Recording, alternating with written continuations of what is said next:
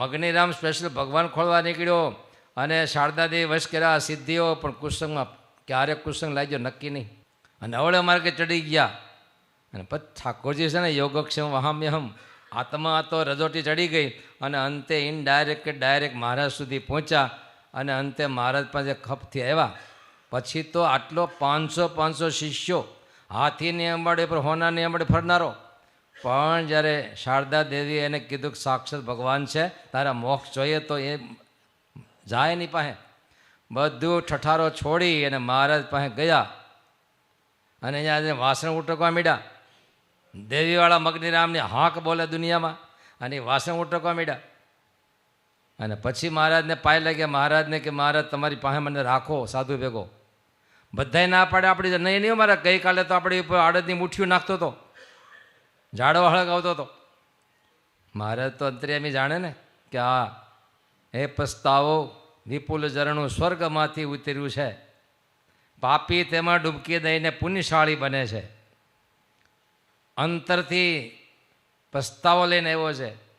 મહારાજ કે મગનીરામ, આ સંતો તો નિર્માની છે, તમે તો દેવીવાળા મગનીરામ, તમે આ સાધુ ભેગા આવા નિર્માની પણ કેમ રહી શકશો? મહારાજ હું રેશ. મહારાજ કે આ બધાને ભરોસો કેમ આવે? મહારાજ કેમ કરો, જોગીને જટાવાલી, મૂછવાલી, દાઢીવાલી, હવે તો ઉતરાવો, રસ્તામાં નાખો, એટલે આ બધા એના ઉપર ચાલે. ભલે મહારાજ નાખ્યું રસ્તામાં. મહારાજ કે જ્યાં બધાના પગરખાનું પોટલું બાંધો, માથે ઉપાડીને હાથ પ્રદક્ષિણા કરો સભાને. કરી મહારાજે દીક્ષા આપીને અદ્વૈતાનંદ સ્વામી નામ પાડી અને મુક્તાનંદ સ્વામીના મંડળમાં રાખ્યા. પણ આટલો ખપ, આટલો એને કેવો ખપ હોવો જોઈએ? માંદા પેડા હોય તે ડૉક્ટર પાસે કેવો ખપ? ઊંધા હોવો, ઊંધો હોય. જમણો પગ ઊંચો કરો, જમણો પગ ઊંચો કરે.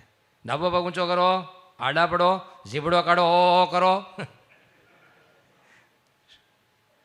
કેવો બડકમદાર હોય, કરોડોપતિ હોય, પણ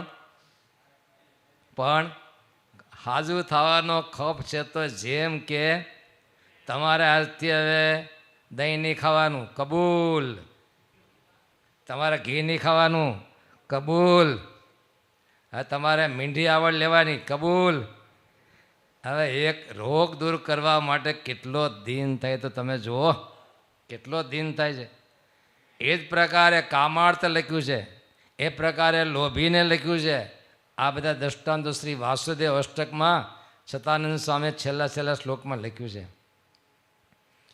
કરે તિરસ્કાર કદાપી સંત, ન સંતનો દ્રોહ કરે ધીમંત. કરે સદા સંત સમીપવાસ, કલ્યાણની જોર હોયાશ. સંતો પાસે વ્યવહાર માટે આવીએ છીએ કે જીવના કલ્યાણ માટે આવીએ છીએ? આ એક પહેલાં નક્કી કરવું પડે એમ છે. શા માટે સંતોને આશરે હું આવ્યો છું? શા માટે ભગવાનને મારી સ્પષ્ટ નહીં હોય ને તો ક્યારે ગડબડ થાય કે નક્કી નહીં રહે.